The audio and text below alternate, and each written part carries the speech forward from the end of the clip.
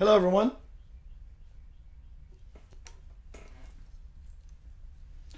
Put a little bit of smell good in the house.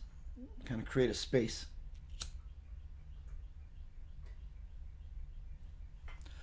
A sacred space. A divine space. A space of love.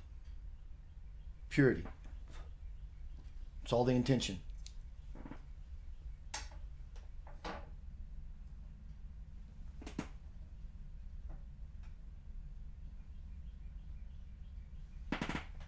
I'm inviting in my intention something magical, something powerful, something special, something divine, something that represents all that is good into my space as I do this presentation. Give me just a moment, let a few people collect. I appreciate you being here.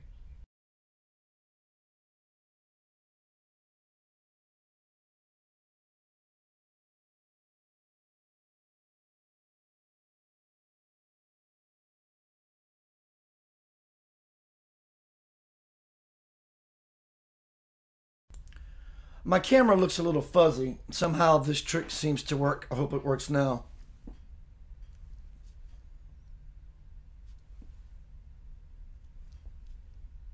Somehow it resets the lens.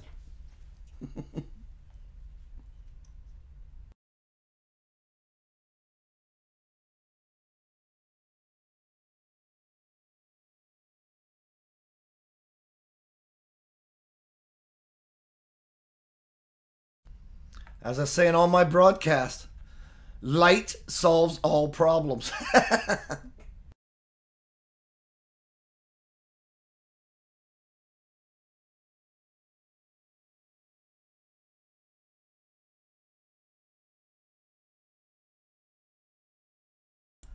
Carl Lapperus in the house. Since we were boys, 14-year-old boys, he would call me Kiefer Baby.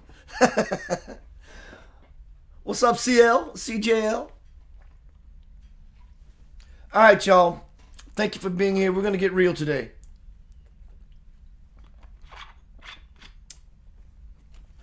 Let me, we'll leave it as it is. We're going to get real today. What I mean by getting real, I am not going to pull any punches. I'm going to be honest with you. Because I love you. Lots. I want nothing but infinite bliss and good for you. That's the sacred space I created when I lit that incense as an intention, as an offering to spirit, by saying, come through me, all of us, at least for me in this moment, to impart to you something that I was awakened to this morning. Well, I was awakened, and then when I got up and started doing my daily stuff, my morning stuff, of course, Facebook was one of them because we're all Facebook junkies, right? But I saw a post that I was tagged in, and it bothered me. Bothered me.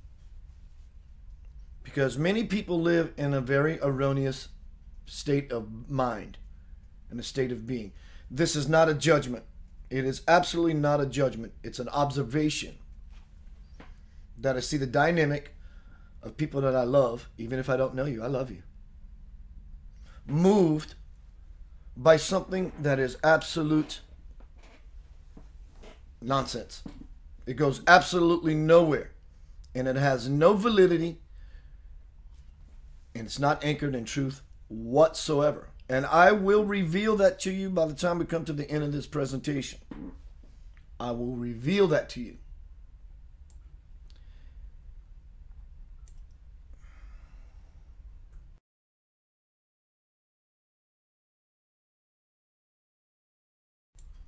If holding on to nonsensical ideas, beliefs that were taught to us, pounded in our heads, spoon-fed, if holding on to erroneous beliefs because that's what you were told and or read is something you're not willing to let go of, this presentation, this broadcast, this delivery of God from me to you, this broadcast is not for you. If you're willing to not let go, if you're not willing to let go of erroneous beliefs that were served to us by the spoonsful, and we didn't want to take the bad medicine anymore. We got knocked on the head. If you don't want to let go of any of that, this broadcast is not for you. If you opening the heart, God dwells there. Why not open the heart and let God out or let God through? If you're not willing to open that spot, that part of yourself, and to move into a divine experience, absolutely divine experience, there's no gray area. I'm very serious about what I do. I've been doing it for many, many years. We all have, but I've jumped out of the airplane and I've researched many, many different religions, many different creeds, many different theosophies, just lots. And I follow the rabbit very far into the hole. So far that I bring a shovel. And when the hole ends, I dig more. About now, you think I'm at the mantle of the earth. This broadcast is not for you if you're not willing to shift from what you were taught to a space of absolute knowing. Turn it off now. Stick around and watch what happens. Let's get down to the broadcast.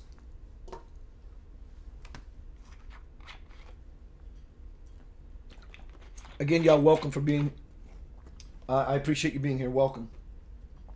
Keith, get your tongue-tiedness correct today.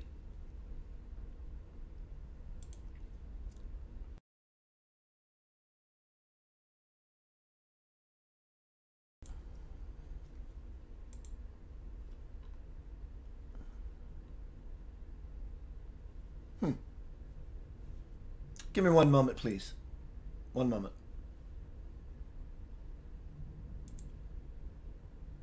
There we go. Thank you for your patience. Let's get down to the center of light burst business. The title of this broadcast is The Truth is Not a Band-Aid, Salve, or Tincture. It's a head knocker and a heart opener. We're going to start this presentation off with something that is very, very important. And if you stumble upon this presentation, and anything I say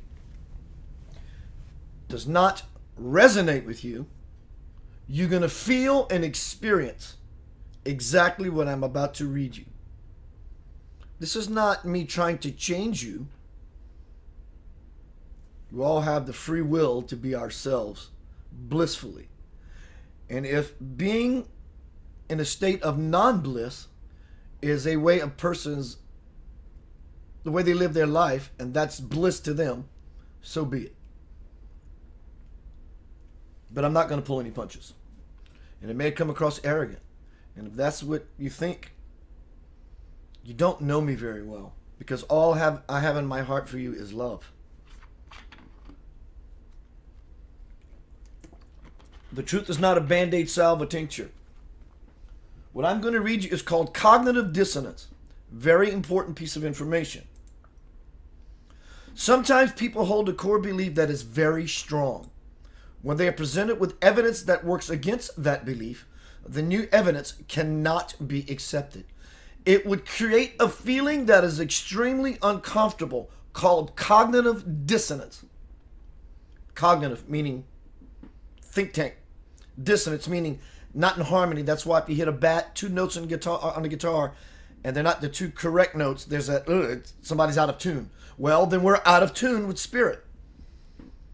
Sometimes people hold a core belief that is very strong. When they are presented with evidence that works against that belief, the new evidence cannot be accepted. It would create a feeling that is extremely uncomfortable called cognitive dissonance. And because it is so important to protect that core belief, they will rationalize, ignore, and even deny anything that does not fit that core belief. That is what I'm speaking about today.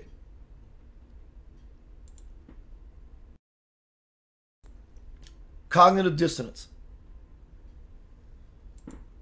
What I am talking to you about today is heaven and hell, God and the devil, or worse. Think about this. The devil. Use your common sense. Use your logic. Use your God-given faculties of intuition and remembering where we came from and where we hope to go to. The word Satan sounds even worse than devil. Same idea. Same destination. One has a heavier connotation, like it's even worse than a devil. Dear Lord. No pun intended. It's almost like there are some people who want the story of devil, hell, Satan, Hades, torment, punishment. It's as if they want it to be true. Like they are not complete until this story validates itself. Think about that. Think about that very simple, profound statement. Look around you or look within yourself. Ask yourself simply and look around. You can see it in people's lives. It's almost as if they want the story of the devil or Satan or hell, torment, punishment to be true. Like their life is not complete until it validates itself. Dear Lord, forbid that at the end of their life cycle, that it will manifest itself and say, I knew it existed because now I'm in it. That is slavery. That is mind slavery. That is not spiritual. That is not reality. It's not spiritual truth. Spiritual truth. Think about that small statement. Those two words, spiritual truth. How can there be a devil when there's a spiritual truth? The question I pose, is one living in the non-spiritual truth, or is one living in the spiritual truth?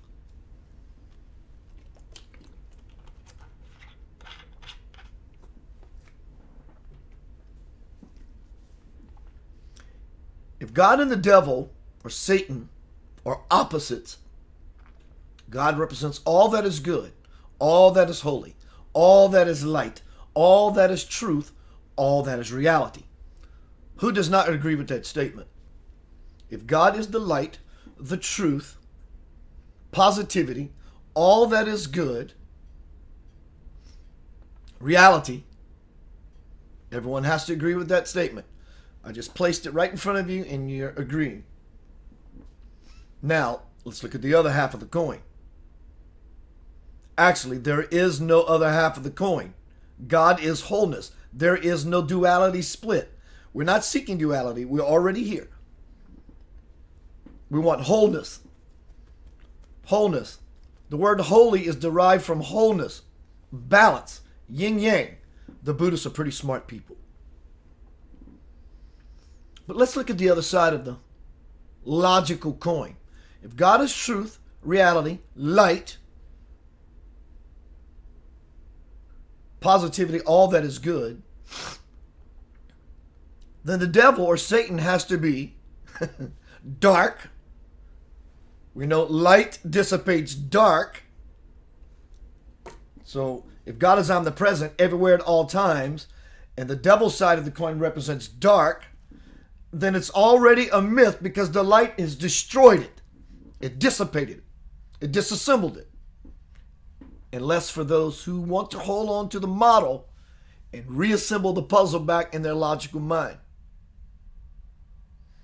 So if God is the truth, the light, reality, then the devil or Satan has to be false, dark, and illusion. God and the devil are opposites, extreme opposites. And if God is reality, the devil is false. It's absolutely false in every sense of the word. But Keith, that's what a devil would want you to think, that I do not exist. That way he can get you really good.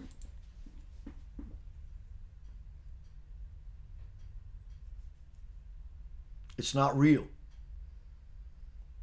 What you call demons are extraterrestrials, the bad ones, the draconians, the reptilians. Hence, we always deem them to be like snakes or serpents and scaly. The truth does not need anyone's permission to exist. And not all extraterrestrials are like that. In fact, most of them aren't. The Star Wars series is not that far-fetched. Believe me. There are beings who are trying to infiltrate the entire cosmos, at least this galaxy, called the Draconians and the Reptilians. And they've been around long before humans. God is the truth. God is the light. God is reality. Opposite side of the coin if they're opposites. The devil is non-truth, dark, and not reality at all. Again, if God is omnipresent, and we believe that there's a darkness somewhere, the light dissipates the darkness. Well, Keith, what about those beings you just described that exist in the galaxy trying to infiltrate every orifice they possibly can? Is that not dark? It's just an experience. It's just energy. That's their experience by who they are. That has nothing to do with who I am nor who you are. Spiritual truth is who we are. We came from spiritual truth, God. And when we leave this world, we hope to have some level of endowment to inspire back to where we came from, back to spiritual truth, God. So from the beginning to the end, the Alpha and Omega of our life, it's just a dance down this invisible line to find balance. Let's talk about hell. Let's talk about heaven. These are not places. These are not locales. Though there are realms or dimensions that exist that are heavenly, implying a higher vibration, implying a higher consciousness, implying a higher experience that one will have when they dwell in such places, angelic, so to speak, to make a point. And there are lower experiences that one has, but it's not a location. Hell is your life going wrong no matter where you are. Well, Keith, that's not true. You tell that to a parent who lost their child. No devil could take on a parent who lost their child, because their love for their child is so immense, and so powerful, and so great. If they had a choice to combat a devil in a physical fight or to lose their child, which one do you think they would choose? It shatters the mirror. It shatters the illusion right there. Bang! It's gone. We all know deep inside it does not exist. But yet, it's hard to undo the separation imprint from our divine parent that's been pounded in our head for years.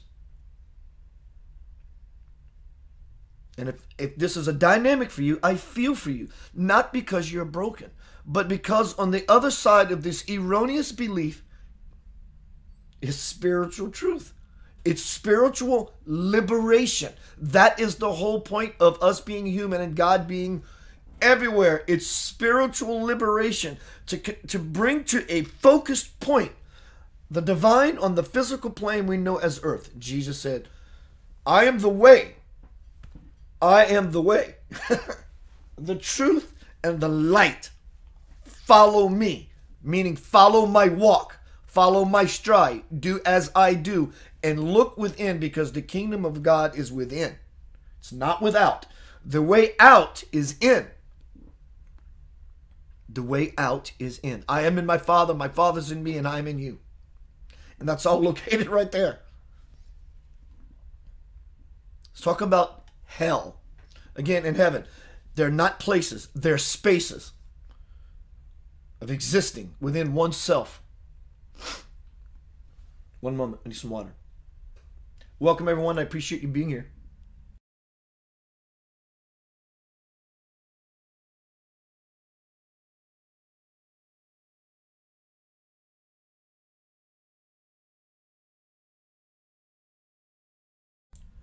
There are places within.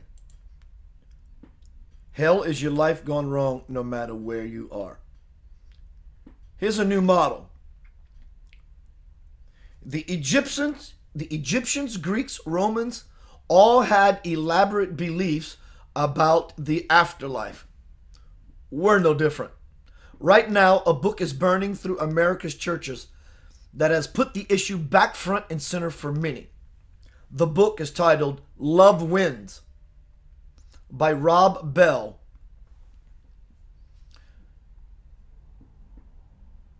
Nearly every reference to hell that comes from the lips of Jesus is a mistranslation. You have to understand that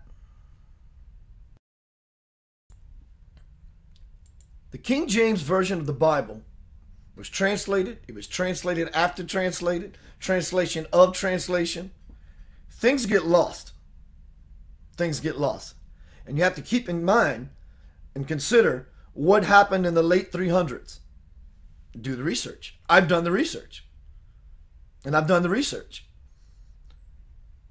What happened in the late 300s, Keith? Well, for those people, those out there who are Catholic, they know of the Nicene Creed. In the late 300s, priests and bishops from all over got together to create a religion called Christianity. You don't have to like what I'm telling you. The truth does not need anyone's permission to exist. Mind you, I'm not trivializing your religion. By no means. Christianity is beautiful, gorgeous. I'm a Christian. You bet on that. But it's not to trivialize Christianity at all. Because it is a valid space that people live in to bring them back to Creator. Look up the Council of Nicaea. They were brought together to create the dynamic of Christianity. It was official at that time. They made it official because there were Christians before the Council of Nicaea, people who were living the way of Christ. But I mean, they made it an official religion and they handed it to you. Do the research. You don't have to like me for it. It's okay. The word translated as hell by the King James Bible is the word Gehenna. Literally, the valley of the sons of Hinnom.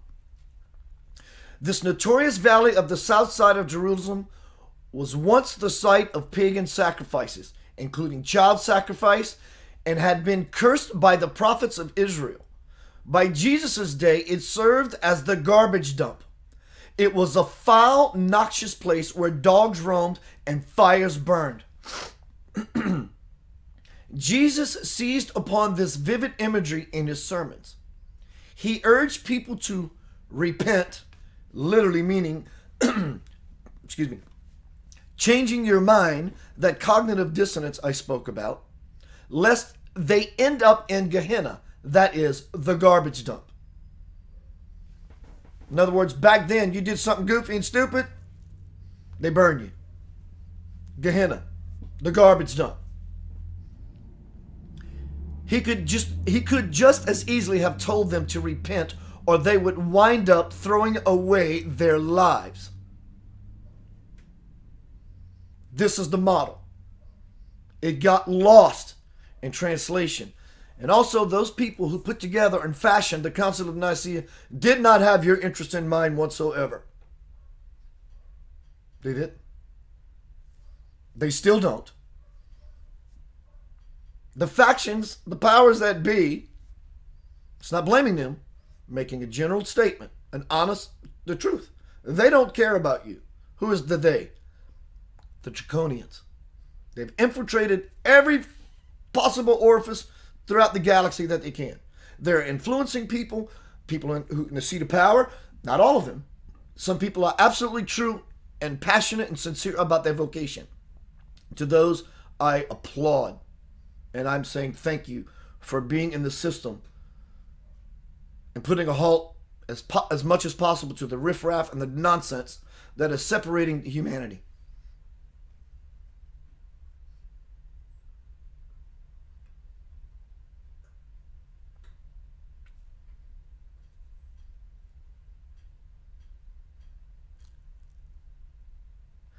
It's pulling us apart. And they don't care. Get out of the fight. I'll always say get out of the fight. They still don't care.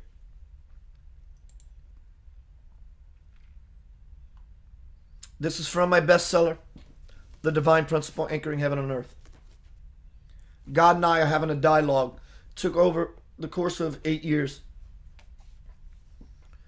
Fear contracts, love expands. I'm going to place something in your lap. Something in your hand. Better yet, in your heart.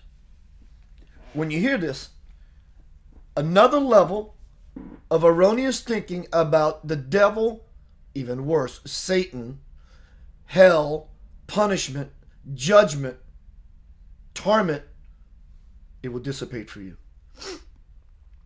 God says, fear contracts, love expands. Fear works from outside to inside. Love from inside to outside. Fear is the taker. It draws everything into itself and gives nothing. Fear takes what it can, when it can, to feed a hunger that can never be satisfied. Fear creates judgment, which creates separation.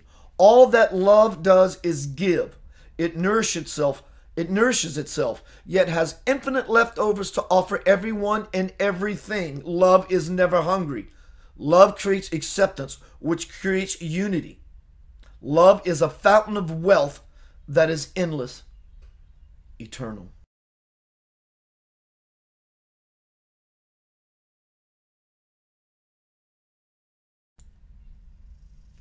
Pretty easy. We have been taught difficulty.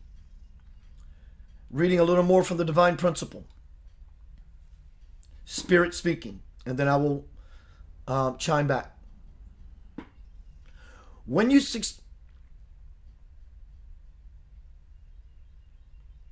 must continue to work to remove whatever fear is keeping you from me. When you succeed at that, you will find your way home. And I asked the question, that's wonderful to know. But what about those who think they're guaranteed a place in heaven just because they think they've been good?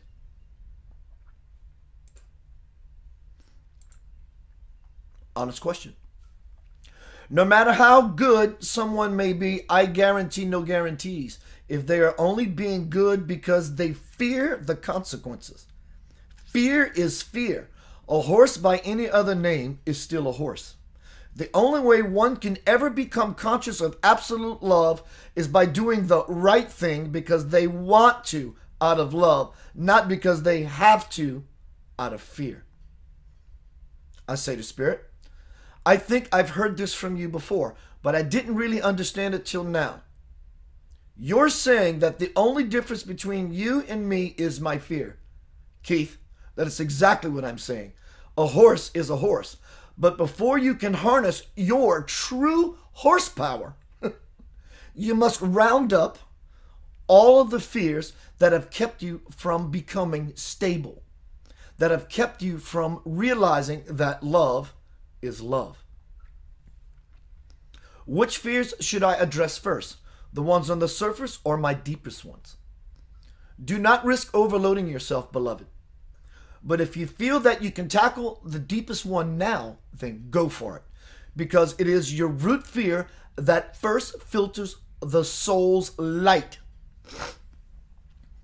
Many of you move upward in consciousness until you hit a belief barrier that keeps you from the next level.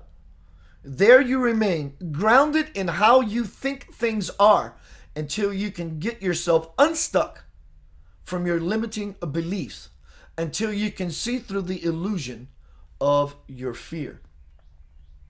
Take a pause and get some water. Now we're going to get into the meat and potatoes that has everyone, not everyone, many people with a death grip on their heart so tight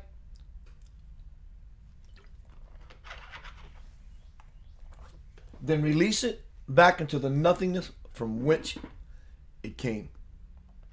Another hurdle you must jump is your belief about Satan. For many of you, just the mention of that name brings up a paralyzing, short-winded fear. But I am here to tell you that that devil is no more real than Santa. Both Satan, the father of lies, and Santa, fathered by commerce, are nothing but folklore.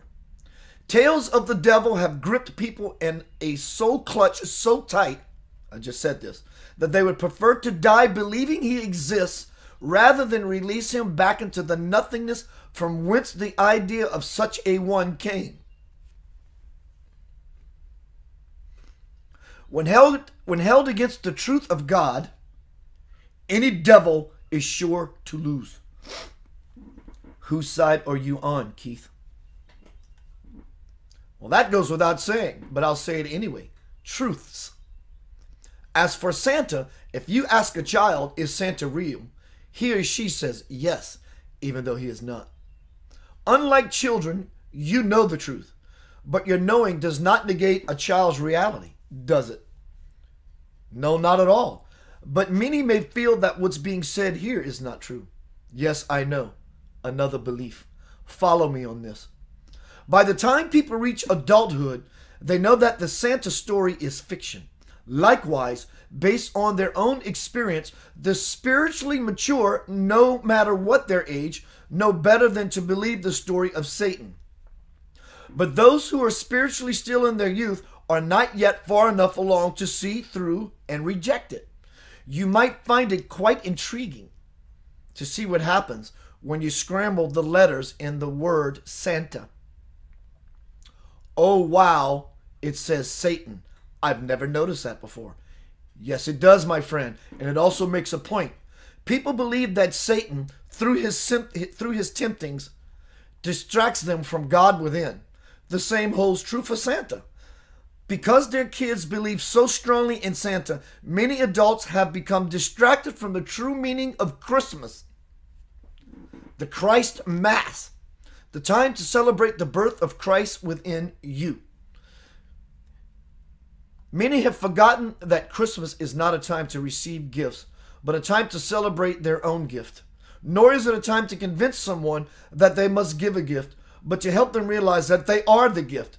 Dearest Keith, what I'm saying is what everyone should really want for Christmas is presents. And I don't mean presents as in gifts. I mean presents. Being connected to our divine parent.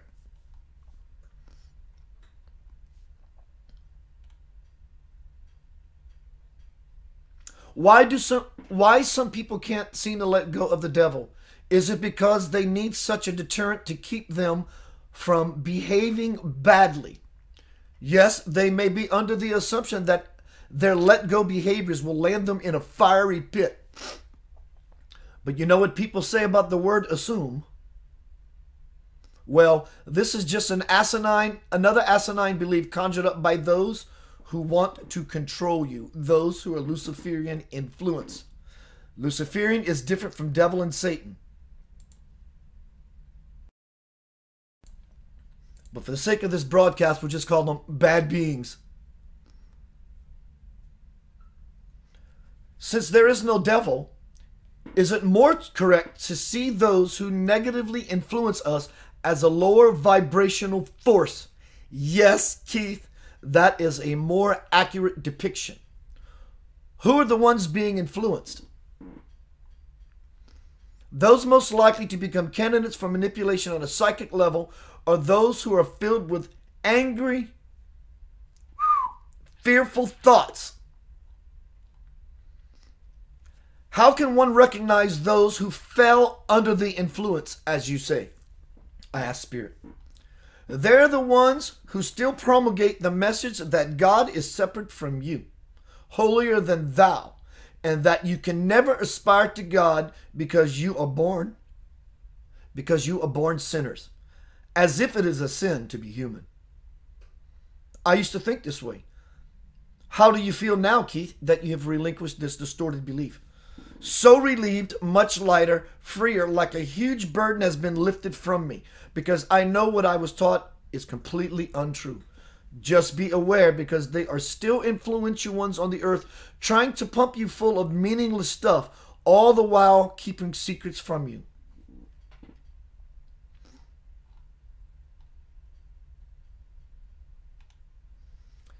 Here's a model I'm going to paint, a picture, in the form of an address or addresses. Looking at an envelope, play my game. You get a letter. It says, I am God, 777 St. Peter Street, Cloud 9, Heaven, zip code 77777. You are human, 1234 Confused Lane, any town, Earth, 12345 is the zip code. The devil, 666 Brimstone Road, center of earth, hell, zip code 66666. Yep, that's how most people, especially in the West, think things are. They're sandwiched between God and the devil. And I'm thinking at this moment when I wrote this, that this didn't apply to me. That's in parentheses. Spirit says, but this is only true to those who make it so by choice. The absolute truth is that the soul is all that exists. Look back to the definition of fear at the beginning of the chapter. It speaks of reverence or revering. Many do not realize that fearing a devil is actually a form of worship. Look it up in Webster's dictionary. Fear. Many do not realize that fearing a devil is actually a form of worship, and that when you fear a devil, you surrender to a power other than the divinity within you. You surrender, you bow down, you're subservient, you go into slave mode, you go into worship mode, and you bow down to it through fear, and we distract ourselves from the God that lives within us all. Many do not realize that fearing a devil is actually a form of worship, and that when you fear a devil, you surrender to a power other than the divinity within you. When a devil appeared before Jesus and offered him a kingdom of worldly riches, Jesus knew to refuse it because he knew where his absolute power came from, God within. Let me ask you, Keith, if you want to go to the market, do you get there by driving in the opposite direction from where your sustenance awaits? And I say, no. Why would I do that? Exactly. You get there by taking the shortest route. If God is your destination and you do not want to spiritually starve, you must take the shortest route to me, the highway to heaven. Because taking the highway to hell can never lead you to my marketplace. What makes it so tough for people to stay on Highway 1? Spirit says their attitude. And I say, what do you mean? Many choose to live by the damned if I do, damned if I don't. So why bother with God attitude? Aren't they cutting off their noses to spite their faces? Yes, but I can understand why they might do that. Let me ask you, how close would you want to get to... Excuse me. But let me ask you. Give me one moment. I lost my place. Spirit says, yes, but I can understand why they might do that. Let me ask you. How close would you want to get to anyone you think is planning to throw you in a pit of fire? How close would one want to get to God, assuming that he is going to throw them in a pit of fire? So they stay away from exploring God to the deepest possible level because of cognitive dissonance, because of an erroneous belief. Continuing reading. And then I say, not too close. In fact, no distance is far enough away. Now this is the time for me, Spirit, to ask you a few more questions, Keith. I said, okay, like what? What fears are present in your life? I have some small ones, but none that really consume me anymore. Are you afraid of people? No, I love people. Are you afraid of being afraid? You mean, do I have anxiety? No, I just don't like being afraid. You still have a fear of me, right? I say, yes. This is way back when. Are you afraid of a devil? No, I'm completely over that illusion. And Spirit says, Keith, I beg to differ, calling me on excluding him earlier when I said I thought it didn't apply to me. And I said, really? Spirit says, you still have a phantom energy lingering within your subconscious mind. You get validation of this every time negative entities appear in your dreams. If you avoid of this fear, you would not have to ward your demons off as you do.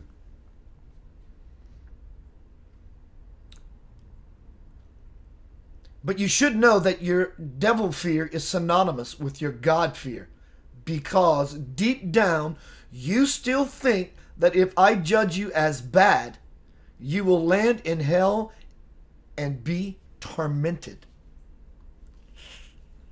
It just sounds also hideous. There's nothing loving about this at all. And I say, oh my God. And God says, what is it, my friend? I said, I never would have thought. God says, what? Smiling, already knowing the answer. And I say, I just understood what you've been trying to tell me. I am the common denominator, sandwiched between God and the devil, trying to find a state of absolute balance. Spirit says, attaboy. I honestly thought that this fear wasn't part of my process anymore. But now that I've gotten how everything in both my waking and my dream world is a reflection of me, I have to ask you, when I finally clear this up, will anyone who comes in contact with me be void of this fear because I am? Spirit says, something like that.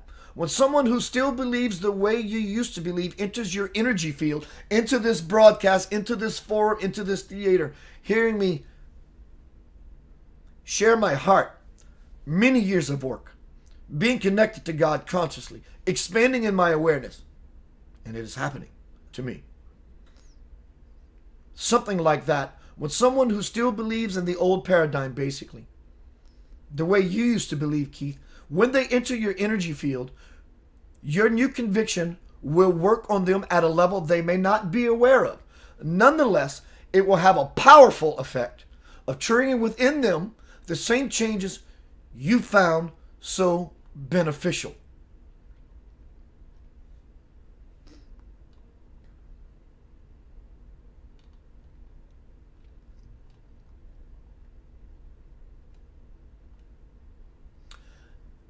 So am I to understand that no matter what we think, no one could ever be in trouble with you because of our misdeeds? Of course not. What purpose would that serve? My existence is not threatened at all by your bad choices. So I have no need to make you suffer or do away with you. I much prefer to recycle than nothing I've created is wasted. You know, I've never understood the concept that I was born to make mistakes and had to suffer just because I'm human. Keith. If I am love and I love you, why in the world would I create anything that does not bring me joy? I ask you the same thing. If there's nothing you had to do, why would you create something only to dispose of it? And I say, just like you, I wouldn't bother. And I think the reason I'm doing what I love now, at least most of the time, is because I realize there's nothing I have to do, just like you said. Spirit says, so you're taking on some of my characteristics, are you? And I say, well, I guess I am.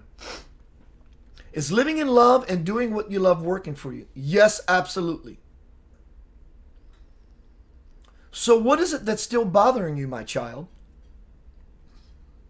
Please do not tell me it's this whole God-devil thing. I know it's some kind of fear, but of what, I don't know. Would you like some help with that, Keith? Sure. What you are afraid of, dear one, is power. And it is no wonder, because from early on, when you did something wrong, you are reprimanded by those in positions of authority. Parents, school principals, the church, law enforcement, etc. But the power within you the power within you that so much wants to surface is very different from that sort of power. It never punishes. That is because it comes from me. And unlike those others, I am unconditional. I support you in all the good that you are doing and shall never punish you for doing what you may think of as bad. That being said, what do you think happens to someone when they pass to the other side with this sinful mindset? Do you think one automatically goes to a heavenly realm because I told you that hell does not exist? And I say, Spirit continues. Since you still seem a bit perplexed, I shall tell you. Where they go depends entirely on their willingness to let go of the guilt they did not release in life Because if they do not do that, then when they die, they could end up in the lower astral plane where they will get plenty of punishment that they feel they deserve. It's all self-induced. So are you saying that hell is the lower astral plane? I'm saying that hell is your life gone wrong no matter where you are. But the hell we were just speaking of is the collective consciousness that believes in guilt, punishment, fear, devil. Can anyone ever get out of their own hell once they get into it? And do they need your forgiveness to do so? Listen to this. My forgiveness is a given, beloved. It is up to them to forgive themselves. What happens when they do? They are reborn. You mean redeemed, or do you mean reincarnated? Both. But whichever next step they take, they are much more apt to live with the forgiveness that will put them closer to choosing heaven over hell, life over death, light over dark, love over fear.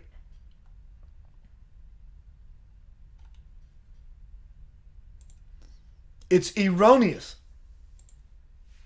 It is erroneous. It's nonsensical. Hello, Michelle. And on YouTube, she says, are we our own judge and jury?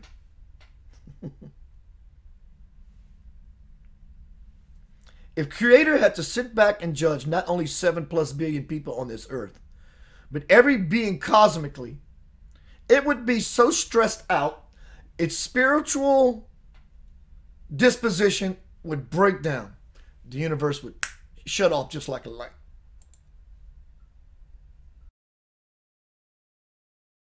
God is sitting back in eternal bliss.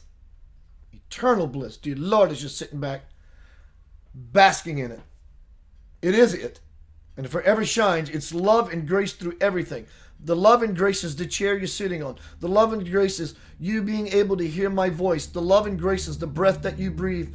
The love and grace is that car that just passed outside of my house, if you can hear it pass. God is omnipresent. Everything else is not nonsensical and erroneous. God is the light. God is love. God is the truth. God is reality. And if the devil or Satan is the opposite, then the devil or Satan is false, erroneous, illusion, dark, non-reality. So if we have a dark situation and God is the light and God is omnipresent, it doesn't exist. It dissipates. The fear exists in our heads. For the rest of my life, I am choosing to no longer live in my head. I'm living in the gate. The cosmic gate, the cosmic womb, the sacred heart. Jesus again says, seek ye the kingdom of God within. He deliberately and literally told us the way. Do what I do. The kingdom is within. And when we live in the mind and live without, we begin to believe in Santa Claus. We begin to believe in Satan. We begin to believe in a mythological story that has no weight when held up against the light and the truth of God.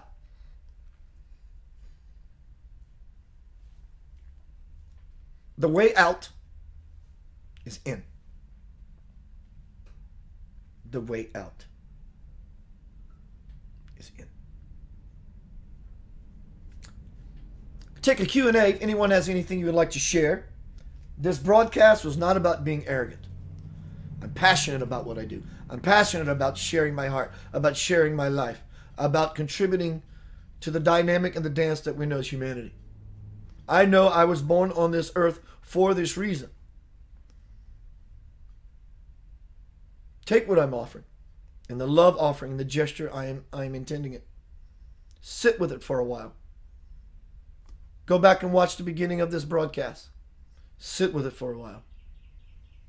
God is not threatened by what you do. That would not be a God I would choose to serve.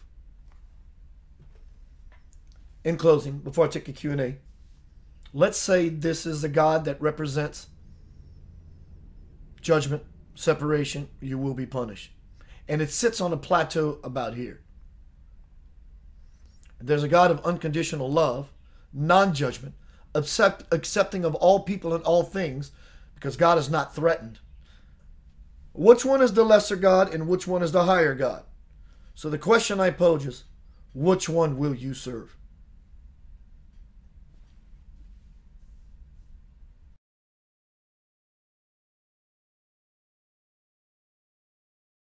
Michelle on YouTube, you're welcome, dear. You're welcome, dear. It's an illusion. God is the truth. If the devil is the opposite, then it's an illusion. I could just have said this broadcast and been on it for 30 seconds and said, would you agree that God is the truth and the absolute reality? You would say yes. Now that you said yes, there's no way out of it. So the question I now pose is, if God is the truth and reality and the devil's the opposite, then the devil has to be false and non-reality. And just like that, the illusion gets shattered. So thank you, everyone. Please feel free to bring your comments through or your questions. I'd love to dialogue with you. I need some water. Blessings.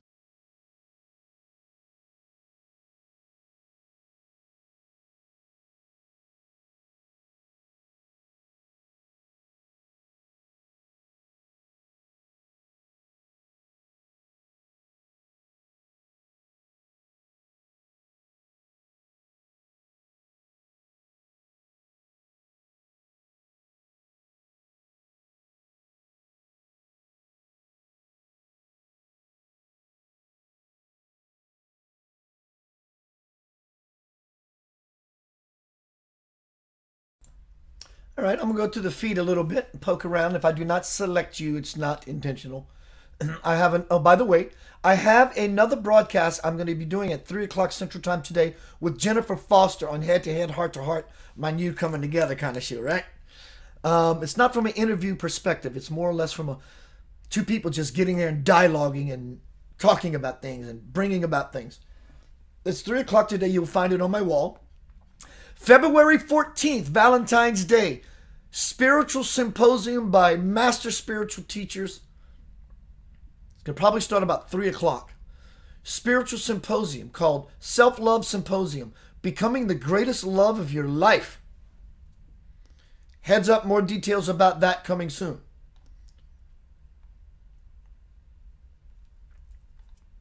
All right, let me see if I can take some questions or comments. LaDonna says, I am so glad I tagged you. This has been an amazing broadcast. I love you. God bless you, dear. Nina says, thank you, Keith. God bless you, dear. Renee says, beautiful. Charlene, who I was interviewed on her beautiful show, Walk Talk with Angels, Forgive Me, Char. Please feel free to post a link to your show in this feed. You always have my permission to be in my life in every possible way. Please post that.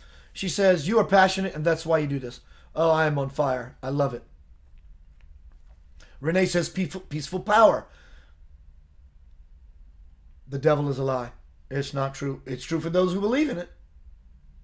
Focus on the devil right now, and that's what you focus on, and your heart starts palpitating.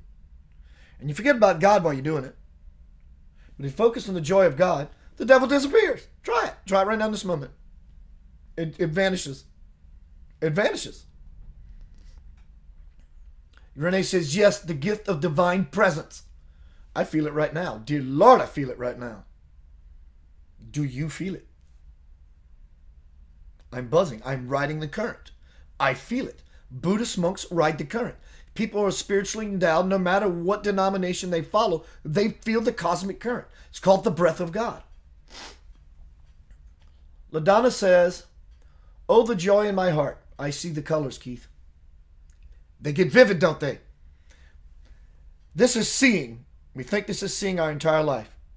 We do this and we go, oh my God, is this what seeing really is? LaDonna, you're living it. You're living in the color. You're living in the hue. You're living in the rainbow. You're living in the truth. That's why you're seeing things as brilliantly illumined. Because when you dwell in the illumination, non-judgment is that which gives us sight. Not necessarily judging other people. Judging this to be a flashlight. Judging this to be a bottle of water. Going in nature and judging this creature as a frog or a rabbit or a turtle. Non-judgment gives us sight. When we step back and take it all in, dear Lord, the kingdom of God becomes revealed. When we get out of judgment, the kingdom of God reveals itself.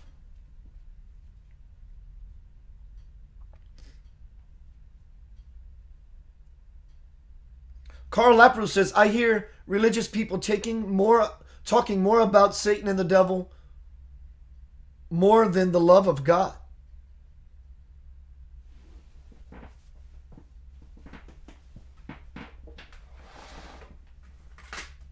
That's why I wrote this book, for the love of God. Not from the fear of a devil, but 15 years of my work went into this book. For the love of God. And that's the sole, S-O-L-E, S-O-U-L, sole reason I fashioned this part of my heart. Yeah, Carl, great point. They are God-fearing people, as he would say in quotes. That is the silliest thing any religious person can say. Carl, I agree with you, bro. And this is not about judgment or calling anybody out. In fact, this is a spiritual nugget that people who love you, whether they know you or not, are asking you to take and look at and put it into your heart and put it into your mouth and taste it and savor it and feel it. And you will see that your heart will open up and you will soften.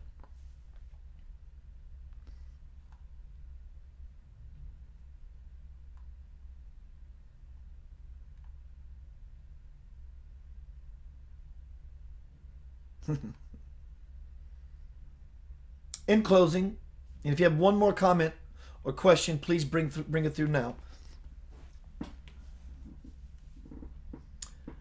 Sue says, is Keith hiding? I don't know what that means, but send it to me in full. I'd like to know what you're going at. I'm sure it's something funny. Capri says, I have this thing I do when I find myself in any hell, self-imposed, my own or another's. Most I have directions to get out already. Some are a bit new and different. All the same reside there. Misery, despair, depression, four horsemen, guilt, shame. And it is fear which keeps one in bondage of the self and stuck.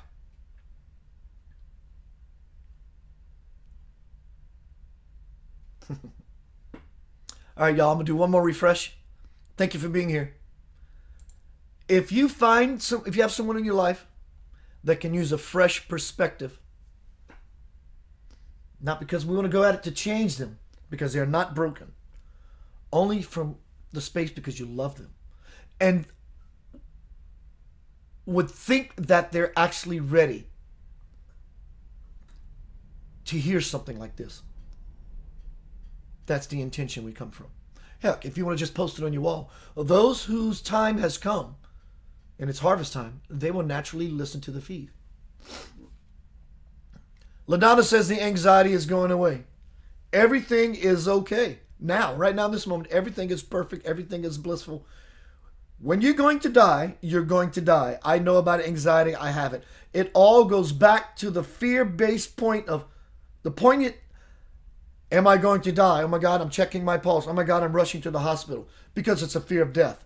When you realize that God is life, then death does not exist. When God is light, the dark does not exist. When God is the truth, the illusion does not exist. It's where we choose to dwell, and it's a simple shift from here, monkey-minded noise, to here, into the kingdom, into the stargate, into the cosmic womb, into the sacred heart of Christ, into the heart of Buddha's compassion.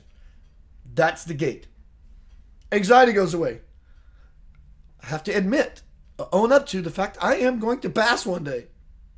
There is a peace and a liberation that happens in that. But I'm not going to pass today. There is a peace and a liberation that happens in that. Try it. Anxiety will dissipate from you. It will flee from you. It will be extinguished just as simple as I'm lighting this light. Charlene says, bless you, Keith. Come back to my page and my show anytime for an interview. Everyone, Charlene's post is in here on Facebook. She has a phenomenal radio show. She has many, many listeners. She's from the UK. Her show is Walk, Talk, Breathe Angels. Beautiful, beautiful, beautiful. She's living in the light, the angelic light. Final refresh.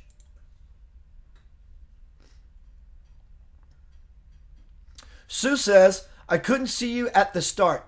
Thanks for a lovely show. I don't know. Well, sometimes I leave the splash banner up for a while so I can do some things and collect and let people get into the room and all that kind of cool stuff. Michelle, I hope you're still here, dear.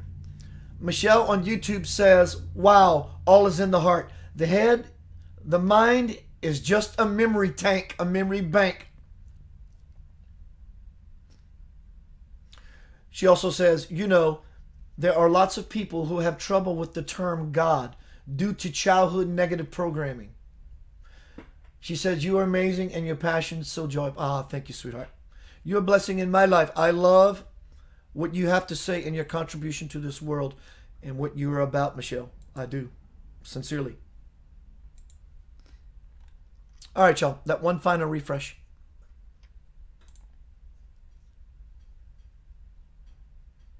Thank you very much. My name is Keith Anthony Blanchard. You can find more about me and my lifelong work at KeithAnthonyBlanchard.com. Fill out the sign-up form. You get tons of free stuff. All of my work free, at least to this point.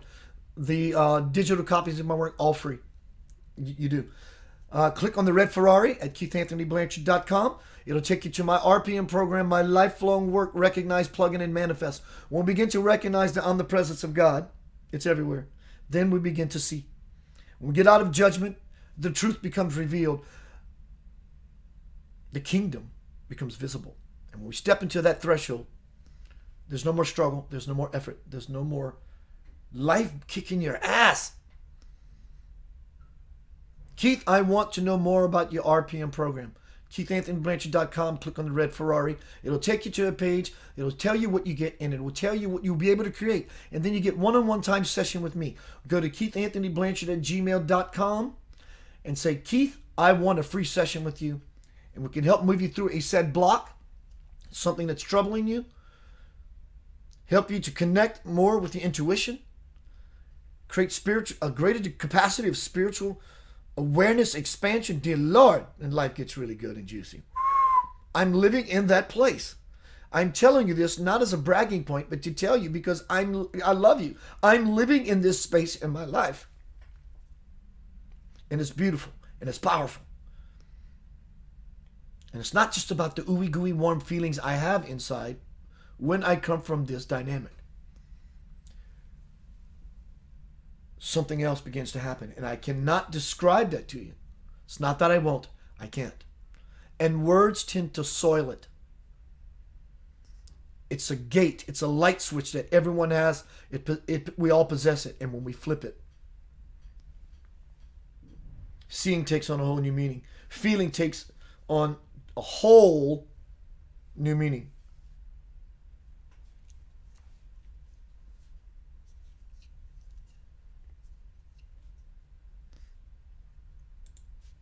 I love you. Dear Lord, I love you.